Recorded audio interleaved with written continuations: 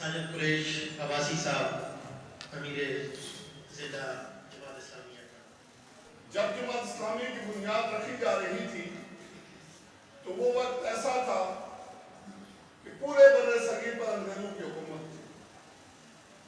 اور یہ سوچنا بھی مشکل تھا کہ یہ انگریز ایک دن چلے جائیں گے اور یہ پاکستان آزاد ہوگا اور پھر یہاں پہ اسلامی نظام کی بات ہے۔ جماعت اسلامی نے اقامت دین کی بات صرف پاکستان میں نہیں کی بلکہ مجدہ بر صغیر کی ہی بات کی۔ جماعت اسلامی کے دستور میں اس وقت بھی لکھا تھا اور آج بھی یہ لکھا ہے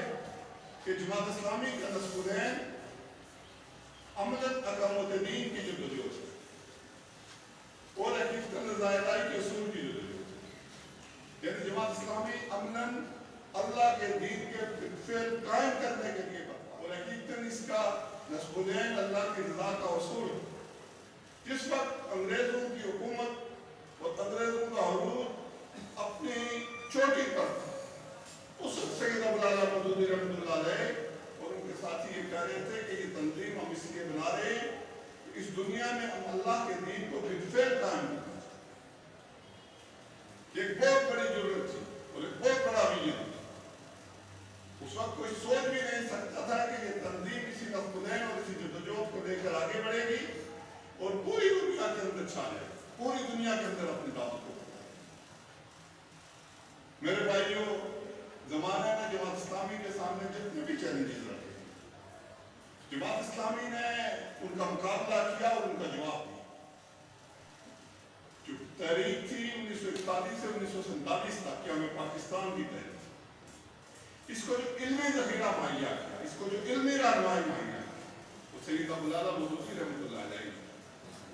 اس دور میں ترجمہ القرآن میں جو اشارات لکھے گئے وہ آج بھی دستیاب اور پڑھے جا سکتے ہیں۔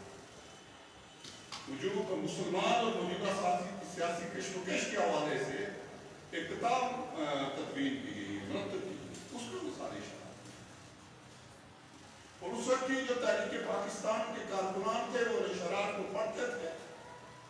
اور وہ ایک جدوجہد کا سامان ان میں پاتے تھے، دلائل پاتے تھے۔ پاکستان بنا تو جماعت اسلامی کے سامنے ایک ہدف تھا، یہ جو سرزمین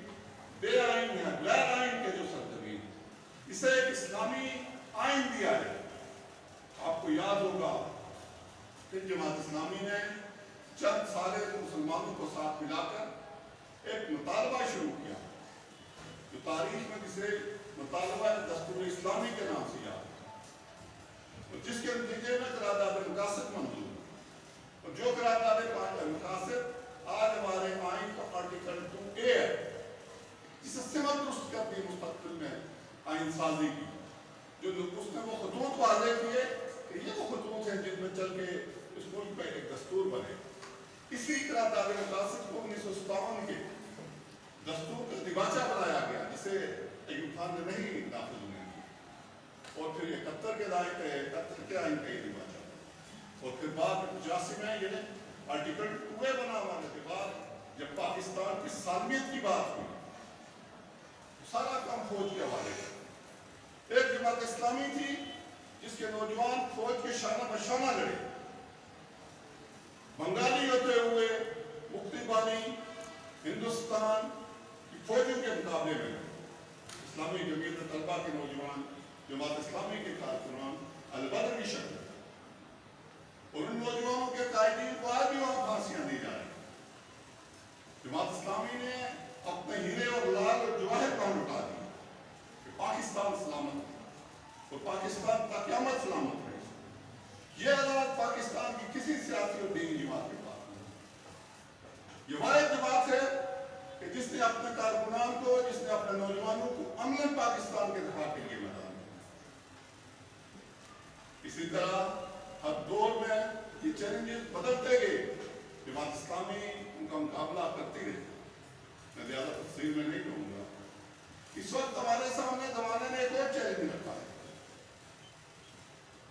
وہ چیلنج یہ ہے کہ آپ ایک چھوٹی جماعت ہیں، آپ کے ساتھ کم لوگ ہیں، آپ کے ووٹر کی تعداد ہے۔ ہم زمانے کو یہ समझाते हैं, हम आज के दानिश्वर को, आज के फिलासफर को,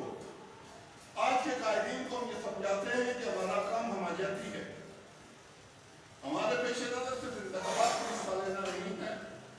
बल्कि हमारे पेश नजर दावत को भी फैलाना होता है, तनवीर भी करना होता है, तंजीम भी बनानी होती है। खिदमत के शोबे में हम समाजी खिदमत मुहैया करते हैं, हम इस कौम को क़यादत मुहैया करते हैं। लेकिन ज़माना ये कह रहा है कि जमात इस्लामी का वोट बैंक हो। ये एक नया चैलेंज है जो हमारे सामने है, और इस चैलेंज का हमने मेरे मोहतरम भाई और बुजुर्गों, ये चैलेंज हमारे सामने वो लोग रखते हैं जो इस पाकिस्तान के सियासत सफेद के मालिक हैं। उनमें से कुछ कठपुतलियां हैं और कुछ सेलेक्टर्स हैं, कुछ सिलेक्टेड हैं, लेकिन हमसे ये कहते हैं कि वसाइल की कमी के बावजूद आप एक बड़ी तंजीम है। अब हमने ये फैसला किया है पिछले साल, जमात इस्लामी की मजलिस शूरा ने ये फैसला किया कि आइंदा हम पाकिस्तानी कौम को क़यादत मुहैया करें। अब हम किसी का हिस्सा नहीं बनेंगे, अब हम अपने नाम से, अपने परचम से, अपने निशान से उनके खिलाफ और हम इस मुल्क को एक इस्लामी क़यादत मुहैया करें। ये एक आसान काम नहीं है, लेकिन जिस तरह माजी में जमात इस्लामी ने हर दरपेश चैलेंज का जवाब दिया, इसी तरह मुझे उम्मीद है कि आप अगले 3 साल मुकम्मल यकसुई के साथ मैदान में हैं और इंशाअल्लाह इस मैदान में भी हम इन जागीरदारों का, सरमायादारों का, इस सिविल और मिलिट्री एस्टेब्लिशमेंट का और इन बड़े बड़े जो मीडिया हाउसेस हैं, इन सब का मुकाबला करेंगे और हम अपने राष्ट्रीय मेरे मोहतरम भाइयों और बुजुर्गों के अवाम-उन्नास के साथ हमारा हम जुर्रत के साथ और दलेरी के साथ अपनी बात हर जगह पर करें। हम लोगों को बताएं कि सारे लोग नाकाम हो चुके हैं, कि जो पार्टियां बनाई जाती हैं या जो पार्टियां बन जाती हैं, सबको मौका मिल चुका है, सब नाकाम हुई। और फर्क तक जमात इस्लामी आगे बढ़े और इस मुल्क की क़यादत को संभाले और इस ताफ़ुन और इस करप्शन के माहौल से इस मुल्क को निकाले और इस मुल्क को अमन, सलामती, वक़ार की निशाना पे लेकर ये काम आपने और मैंने करना, फिर हमारी मदद को फरिश्ते भी इंशाअल्लाह उतरेंगे। लेकिन बुनियादी काम हम भाइयों इस युग तासीस का ये पैगाम है कि जमात इस्लामी का कारकुन,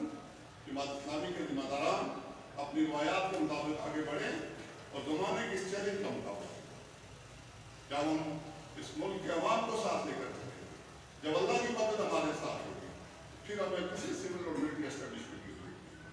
फिर हम सरमाया और जागीरदारों को अपने आगे लगाएंगे, हमारे केवल के चक्कर में नहीं पड़ेंगे। और फिर इंशाअल्लाह ये भी होगा कि ये जो मीडिया हाउसेस हैं ये हमारे पीछे पीछे होंगी और हम आगे, ये जो सोशल मीडिया का मैदान है इसके जरिए हमने अपनी दावत को आगे